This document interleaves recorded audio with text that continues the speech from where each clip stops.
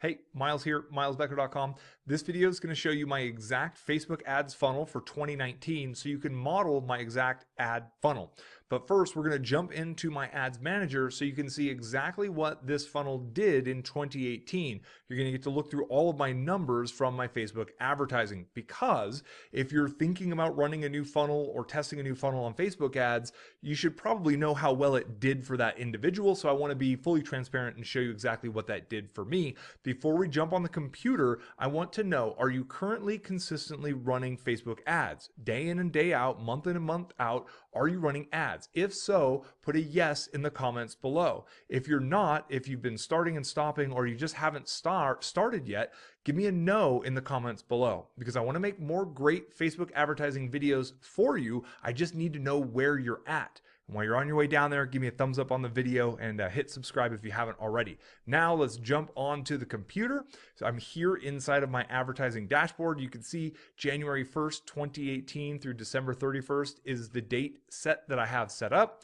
Now we're just going to go along the bottom column here, bottom row, and you can see $42,141 in ad spend, about 14 cents a click on average. So 54,965 leads came in, about 77 cents per lead. So then my customer, I changed up my tracking a little bit with the different pixels. So I've got 163 OTO sales on one pixel here, and I've got 504 other sales over here. I got 4 sales there. I actually have a few others that I'm not actually tracking, but that's close enough for us for this kind of review here today. But that's all raw data, right? And what do you do with raw data? Well, we like to crunch it. We need to analyze it to see exactly what happened. Specifically, how much money came out of my pocket that didn't come back to my pocket throughout the year. So we had $42,000 in ad spend. So that's what I invested. Then it generated 54,965 leads, average of about 77 cents per lead. 667 customers, which means I had about a 1.2% conversion rate. Now my average cost per customer, here's the important metric. This is the KPI, key performance indicator, that matters. My average cost per customer was $63.17. The front end customer value, I use SamCart, which I love that cart for running paid ads to, milesbecker.com/SamCart. They show me what my average customer value is. When I zoom out to all last year, that number was $55.40. When I focus on the second half of last year, it was $61.26. So at the second half of last year, I brought on an advertising guy. I was not giving my ad campaigns as much attention, and I was not optimizing things as much as I should have. So the second half, we were more efficient than the first half, which is why the numbers are so different. So this means my total expense out of pocket for 54,000 leads and 667 customers was somewhere between $1,200 and $5,100 for the year, which is remarkable. Now, the reason I brought on this ad guy is I want to scale this. Facebook ads are getting more expensive. We're doing more conversion rate optimization, and I want to get as many leads and customers as I can before Facebook does their ultimate nosedive that at some point is going to happen. So not bad, right? 55,000 leads or so for about, I don't know, 1,200 to $5,000. I think that's a pretty remarkable approach there. So let's jump in and actually draw out the funnel itself for what I'm doing. So the first thing is obviously the Facebook ad itself. So let me get this over here. Sorry about that. So the Facebook ad I run is a long copy advertisement. Now, I've tested a lot of different types of ads, but the way the long copy advertisements work is they see about 3 lines and then it says more. And they can see the picture and whatnot. There's the picture down here and there's the lower headline and then there's the button.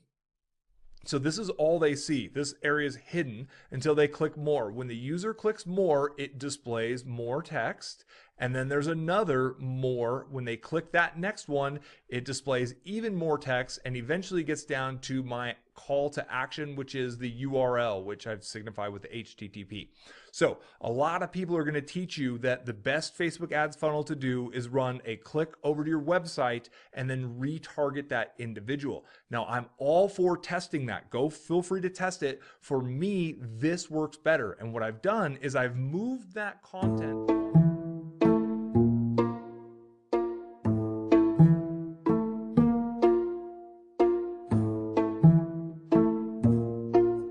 content onto Facebook because that user is on Facebook. That's where I met them. So I want to give them the opportunity to read the content.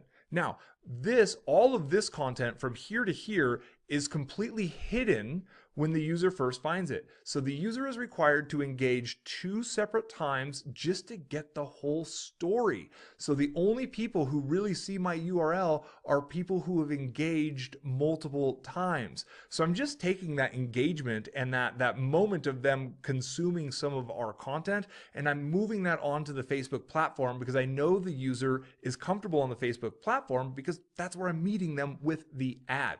So then when they click on this, they go to a landing page. Now, the best performing landing page I've been running all last year has a headline up top, and then it has a really big image, and the image looks like it is a video. It's got a bright red play button in the middle of it, but it's not actually a video. And the headline mentions, so the sub headline below is where it reinforces to click the button below and get their thing. So there's a subhead here. So the headline delivers my offer of my free thing, and I give away an MP3. So it gives away the MP3 and it tells them the benefit they're going to get. Then it has a image that looks like a video. If they click on the image of the video, it does the exact same thing that it does when they click the button below. And what does it do? It delivers a pop-up. It's called a 2-step opt-in. And the pop-up covers the screen when they take that action. And the pop-up reinforces get the free thing. And then it has a space for them to hit their email, to add their email. And then it has a button. Now, I have taught how to build this out on WordPress in my DIY sales funnel video series. The link for this video series is going to be down below inside of the description. I also have a video where I go really in depth into all the psychology behind the different components within the high performing opt-in pages that my wife and I have. So I'll put that link also in the description below. So if you don't have a great opt-in page, the link is below in the description. And make sure you study this because there's a lot of psychology that goes in to make this work really well. We keep it simple. We offer them something. The button also does the same thing, the image. A lot of people click on the image thinking they're going to play a video, and then they get the pop-up to offer them the free thing. Once they opt in, they go to the next page, which is a sales letter. Now, it's a written sales letter, and up top, we have a pre-headline that says, request received. Your free item you just requested will be in your inbox in about 5 minutes. But right now, read below and learn how to boom. And then we offer the big benefit that our people are interested in. Then we have, so that's the pre-head. And then we have a big headline that offers a really big benefit I know our people want. And then we have a normal sales letter. And what we're doing here is we're offering 7 of our best items that add up to about $95 in value, roughly. And we're offering it to them for $27. And then there's a button, and then when they say yes here, they go to a checkout page. Now our checkout page, as I said, runs on Samcart. It's milesbeckler.com/Samcart. One of the really cool things that Samcart allows us to do, and why I think it stands out against a lot of other carts, is I can split test these. Now your checkout page is the page that brings you in money, right? Like if you are losing people here, you are killing your income. So running split tests, you want to make sure, can your shopping cart actually run split tests? If you're not running split tests on your shopping cart, you're just flat out missing out on transactions that could be coming through. So that's why I really like Samcart here. We've gotten this to convert quite well on very specific targeted traffic. It can convert upwards of like 50 or 60%, whereas I've had other carts down in the 8 to 12% range. That's literally like a 4x in revenue and customers because I just split tested my checkout page. After the checkout page, and this is also a functionality within Samcart itself, they go see a one-click upsell.